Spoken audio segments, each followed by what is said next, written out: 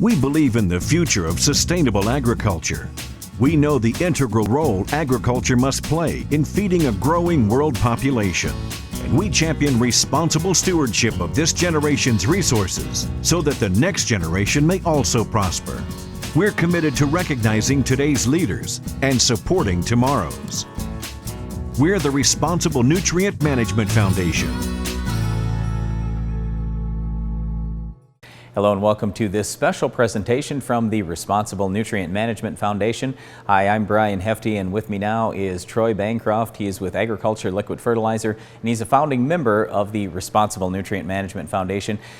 Troy, can you tell us just a little bit about what we're going to hear over the course of this next hour, and what is responsible nutrient management? Well, in the next hour, you're going to hear from like-minded agriculturalists who share the same passion that Brian and I do about preserving the land for our grandchildren. What the agriculturalists can do, talking points, and what you as a farmer can do in your neighborhood to talk to your neighbors about preserving the land for your grandchildren. So the big thing with the Responsible Nutrient Management Foundation is just to not only get the message out to farmers about things that they can do and you as a farmer can do to manage nutrients, manage resources correctly, but it's also to explain things to non-farmers, because let's face it, 99% of our population is non-farmers, and they need to know that we're doing a good job out here. Troy, can you talk a little more about that? Well, as we think about the land, we're 2 generations away from people being on the farm, and those folks around us are curious to know what farming and agriculture is doing.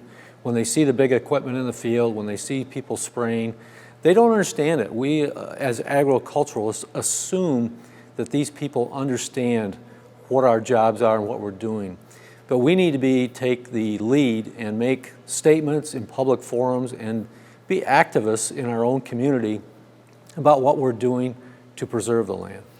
So speaking of that, over the course of this next hour, we are going to talk with a number of these industry experts about good things that we in agriculture are doing, and hopefully convey that message to you, whether you're a farmer or non-farmer alike. As a grandfather, I want to be sure our most precious natural resources are preserved for future generations. And I know that America's farmers want the same. That's why I am part of the Responsible Nutrient Management Foundation. We're working hard to increase the awareness of farm practices that will help protect our streams, fields, and the air we breathe. Because I believe affordable food and a healthy environment are the 2 greatest gifts I can give my grandkids and yours. Thanks again for joining us today. This is a special presentation from the Responsible Nutrient Management Foundation. I'm Brian Hefty. With me now, I have Daryl Brugink with the NoTill Farmer magazine and Tim Moen with the Rural Media Group. Daryl and Tim, thanks for joining me. Thank you. All right, so Daryl, we're talking about communication to farmers and to non-farmers. Can you tell us just a little bit about the NoTill Farmer magazine? Yeah, NoTill Farmer was started 43 years ago. Frank Lesser started it, and started as a newsletter. Now as a magazine as well to go with it. It's a paid subscription publication, and as the name suggests, no-tillers are the guys who are really the target audience with that, and they're, we're providing them information, trying to help them learn how to no-till better. There's a lot of people always say that I believe no-till is a really good practice to go with and the way we should go, but we also always say just because you no-till doesn't mean you're doing everything right. So a lot of broad information we try to share on agronomic practices. Sure. So why are you and your company involved with the Responsible Nutrient Management Foundation? Well, I think it comes down to education. I mean, there's a natural bridge. That's what we're trying to do is educate farmers, and I think that's what this foundation is trying to do is educate people. And not only just farmers, I mean, farmers are, they need to never assume that they are doing everything the right way. And so we want to provide them information on different things they ought to consider as it pertains to fertility. Mm-hmm. And at the same time, though, we want to be able to maybe share some of those stories of farmers and the practices they're doing, the things they're trying to do to do a better job with their fertilizer, and make that available to the general public so that they understand that this is an industry and a group of people who are trying to do the best job possible with the resources they have. Yeah. All right, Tim, tell us just a little bit about the Rural Media Group. There are a lot of different aspects of that, a lot of different facets. Sure, Brian. Yeah, Rural Media Group is a group of television and radio networks. Obviously, our flagship is RFD-TV, our sister network FamilyNet and Rural TV. We also have Rural Radio on Sirius XM Channel 80, and we also have a Rural Magazine as well. Currently, we have just announced that we're approaching 66 million households in the United States, so we're pretty excited about that, and the addition of 5 million homes in Canada. So. Yeah, we feel very blessed. So my brother Darren and I have hosted Ag PhD TV for many years. It's aired on RFD TV, and also the Ag PhD radio show that's aired on Rural Radio. So can you tell us just a little bit about your listening audience? I assume you have lots of non-farmers listening to the radio, seeing things on TV, and I mean, just talk to us a little about your audience. Well, our audience is mixed. Obviously, we're first and foremost, we cater to the agricultural industry and the farmers, but it's always been a mission of ours to connect city and rural together through a common bond, and that's why it was important for us to get involved in this. We have the outlet and the distribution point to educate both city and the farmers. The audiences, I think, are quite different, but we help the farmers through programs such as Ag PhD. They may learn new practices that make them more efficient and more profitable at the end of the day, while on the other side, the city folk don't realize, they feel that the farmers are spilling fertilizer on heavy applications and polluting streams. They don't understand that this is a business, and it's a lot of thought process goes behind it. So we reach both audiences. We like to get them connected together, and it's an education process. Definitely. So one of the things that a lot of people have talked about over the years is reducing tillage, going to no-till. And Daryl, can you just kind of explain to our audience, farmers and non-farmers, what are the big advantages that you and your company see with no-till compared to maybe some farming practices that were used 10, 20, 30 years ago, and even today on certain farms? Yeah, I think one of the things that no-till guys are trying to do, there is a reduction in time that they will spend in the field. If you can go to that point where you don't need to work your field and till it, turn the soil over, if you can go into that what you harvested the last year and what's left sitting in that field, and if you can go in and put that seed in the ground without working up all that ground, it's a time savings, number one.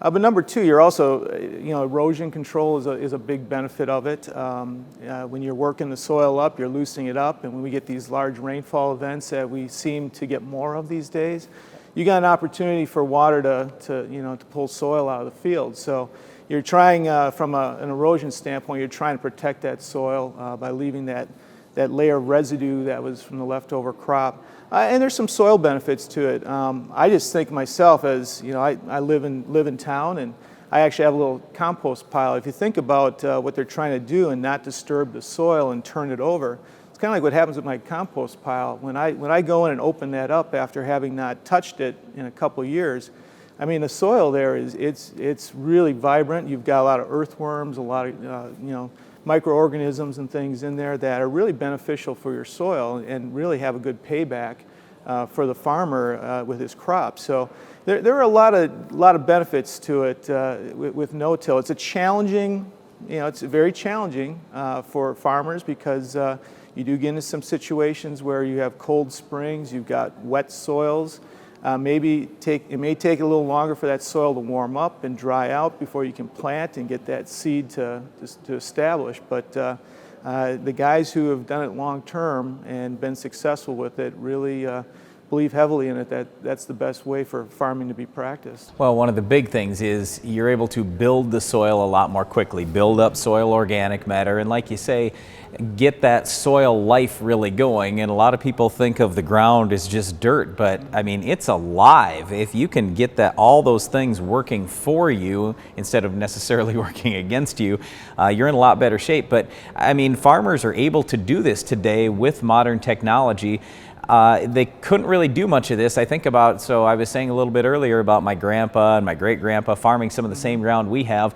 they weren't able to do no-till. What's been the big difference today versus 50 or 80 years ago? Why can a farmer do no-till? Well, I think part of it's engineering, it's technology, it's your planters and what you're able to put on your planter to make it work. When you work the soil up and you run over it a couple times, you create a soft, easy to plant a seed into type of environment.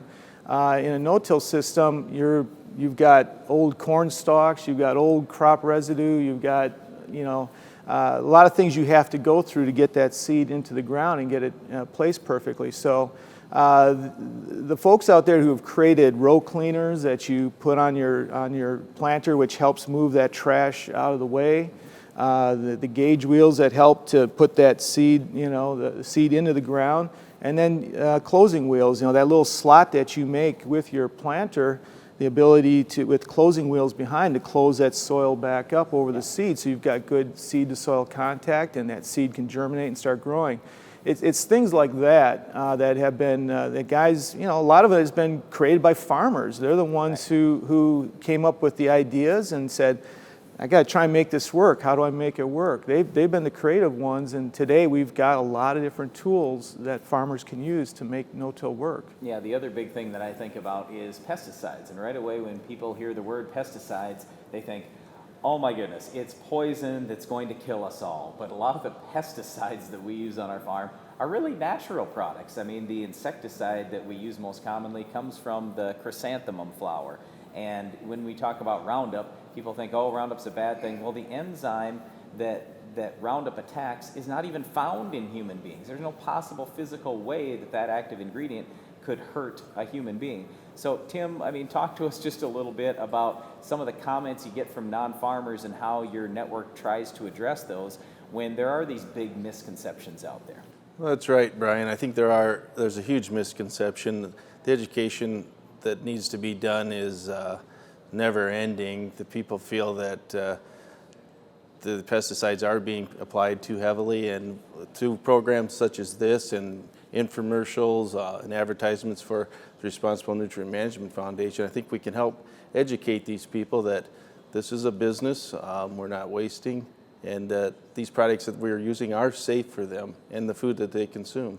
Yep. So Daryl, how about for you? What message do you have for our listening audience today in terms of what the Responsible Nutrient Management Foundation does and what important things you see in agriculture going forward that are really good things for everyone? Well, and kind of dovetail what you were just talking about, I think general public, and it's human nature for all of us to want to blame somebody else for things.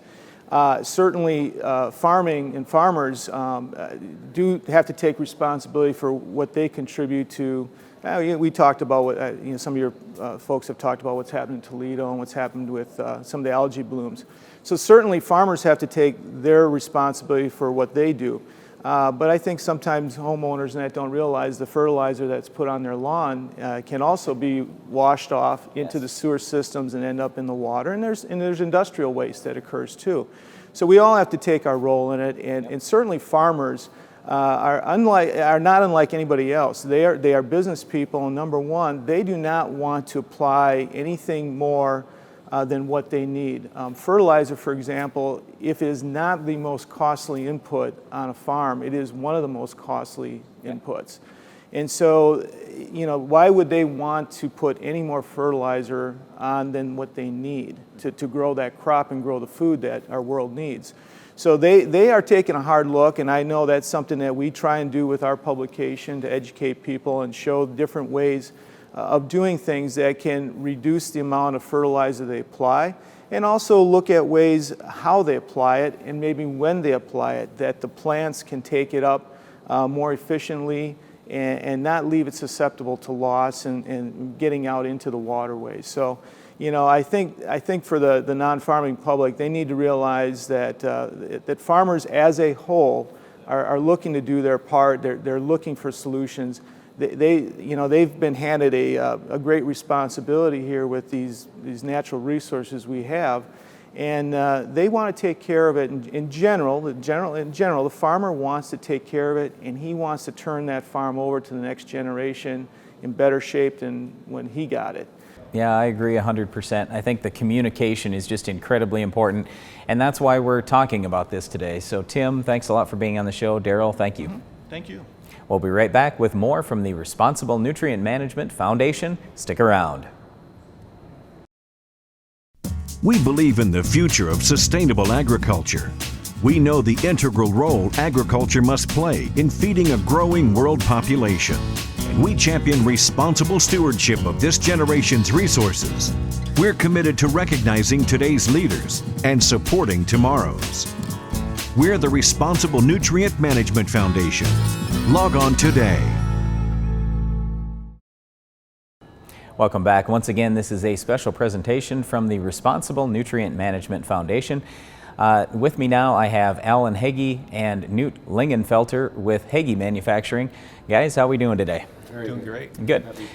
So, Alan, tell me just a little bit, why did you and your company get involved with the Responsible Nutrient Management Foundation? One thing that drove us to get involved was we're a purpose-driven company. We try to tie the purpose of our organization back into the lives of our employees and really get them to embrace what we're all about. We're in agriculture and we're a 67-year-old company. I think about we tie ourselves back to that purpose every time we get up every morning. And to make, truly that difference is to make a difference, a positive difference in the world and solve problems that are in the industry. And we looked at this opportunity and said, you know what, this fits perfectly with what we're all about. Sure. So specifically with your company, what problems are you solving for the industry and how are you helping farmers out there? We look at it from the standpoint of making sure that we're building equipment that's doing the right things for the environment, doing the right things to make sure that our customers are profitable, making sure we're great stewards of the land by building equipment that can actually, for example, putting down fertilizers when it should be going down versus broadcasting it in the fall or in the spring and hoping it's there when it needs to be for those plants. Yep. So Newt, tell us just a little bit specifically about the equipment that Heggie Manufacturing produces. How do those pieces of equipment help the farmer get ahead environmentally? What does your company do with the product that's a little bit different than somebody else? First of all, I'd say that the many uses of the tractor is something that's very unique in our industry. The ability to go out and apply herbicides is kind of at the core of the industry, but the ability to go out and specifically place nitrogen or nutrients at the right place, at the right time, is something that's unique. And that's something that's at the core is very important to our company. So, for example, and especially if you're a non-farmer and you're wondering kind of how does this, when you talk about the tractor, it's really like for us on our farm, we've used your piece of equipment specifically and taken the front boom where we would do spraying, remove that, and then we have other things that we can put on the front. So one of the things we have is coulters, so we can place the fertilizer down in the soil. We're not putting it on top of the soil, we're placing it down in the soil, really where it needs to be in season. How big a deal is that for farmers, and how much acceptance have you had of that particular piece of equipment? The acceptance has taken a while. The tool's been around for 10 years now, and really in the last, I'd say 4 years, has really caught on, and we've seen a lot of equipment move in the industry. What's made the difference in the last 4 years? Why are people now getting it? It's a great question. I feel like people are becoming more conscious of the environment and economically. It's any resource that's not taken up by the crop is a waste environmentally, but also a waste economically. It's something that you paid for that's not going to be there. So the ability to place those precious inputs right where you need it, right when you need it there, has been huge. And the Heggie tractor, a 7-minute, we say 15-minute, but experienced operator can change out a boom to a toolbar in about 7 minutes. So it's very versatile. If the wind comes up or if it's not a good day to spray, a guy can go out and still use that asset to generate income or to better his crop situation. All right, how about cover crops? You also have an attachment for seeding cover crops. Why the interest in cover crops?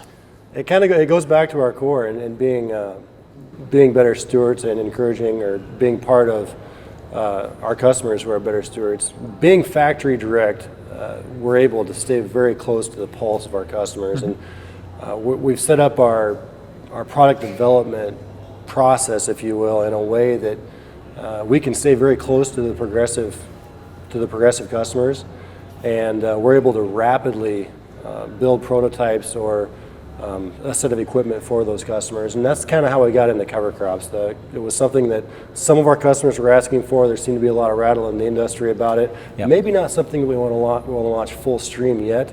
And we were able to quickly outfit a sprayer as an OEM, quickly outfit a sprayer for cover crops, and it's done a great job.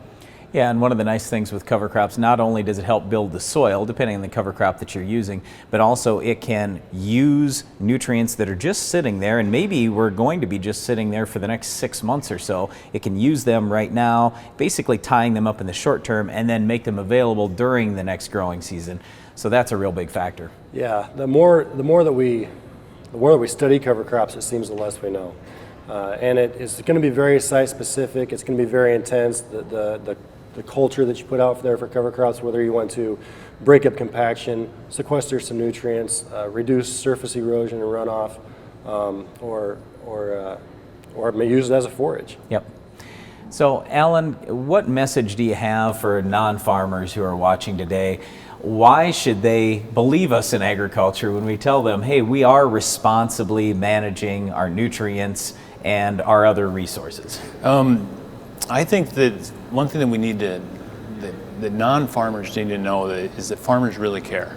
Mm-hmm. You know, farmers, they want to find these solutions that solve the problems on their farms, make sure that they're following those practices that are making sure that the soil stays in good health, because it's in their best interest to do that. They don't want to pollute the groundwater. They want to find those, go back to the solutions, they want to find those things that are going to stop that from happening. There's no more people in the world that care more about the environment than actually the people that are on that land every day. Right. So what else in terms of looking forward down the road, what is your company hoping to do to help make things even better for farmers, for the environment, for non-farmers out there? We want to be that company that finds the next big thing. We want to be that kind of company that is out there looking at maybe and experimenting, doing these things that maybe don't look like they're economically feasible today, but they're projects that are going to lead to that next big thing. So we look at it from the standpoint of, we've been in the industry for 67 years, and we feel like we're obligated to make sure that we're here for another 67 years, and the only way we're going to do that is if we go back to that solving the problems thing. That we're there making sure that that any of those things that are in the industry are coming from those innovations are coming from companies like ours. Yep, yeah, I agree. When we look at the whole population, we're maybe 1% of the population, those of us involved in agriculture. We don't have the votes, so we've got to make sure that we're coming with the right technologies, doing the right things for the environment, and then sharing that message, and that's the reason why we're talking about this today. Newt and Alan, thanks a lot for being on the show. Thank you. Thank you. Yep.